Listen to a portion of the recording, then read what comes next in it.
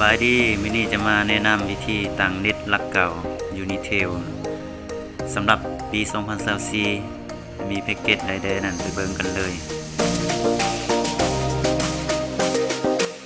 แพ็กเกจที่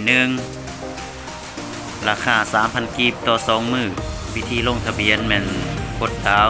209ดาว19สี่เหลี่ยมทั่วออกจะได้ Data อยู่1 GBวิธีที่ 2แม่น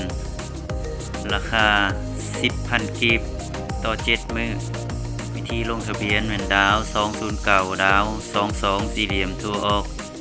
จะได้ Data อยู่3 GBวิธีที่ 3 ราคา 10,000 กีบต่อ 3 มื้อวิธีลงทะเบียนแม่นดาว209ดาว33สี่เหลี่ยมทั่วออกจะได้ Data อยู่ 4.5 กิกวิธีที่ 4 ราคา25,000 กีบต่อ 10 มื้อวิธีลงทะเบียนแม่นดาว209ดาว128สี่เหลี่ยมทั่วออกจะได้ Data อยู่8 กิกะไบต์วิธีที่ 5 ราคา 40,000 กีบต่อ 15 มื้อวิธีลงทะเบียนแม่นดาว209ดาว107สี่เหลี่ยมทั่วออก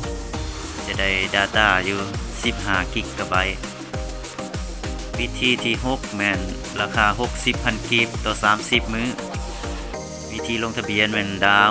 209ดาว132สี่เหลี่ยมทั่วออกจะได้ Data อยู่20 กิกะไบต์วิธีที่ 7 แม่นราคา 75,000 กีบต่อ 30 มื้อวิธีลงทะเบียนแม่นดาว209ดาว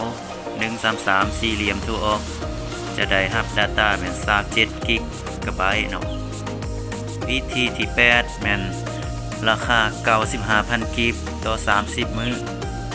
วิธีลงทะเบียนแม่นกดดาว209ดาว134สี่เหลี่ยมทั่วออกจะได้รับ Data แม่น35 กิกะไบต์วิธีที่ 9 แม่นราคา 120,000 กีบต่อ 30 มื้อวิธีลงทะเบียนแม่นดาว209ดาว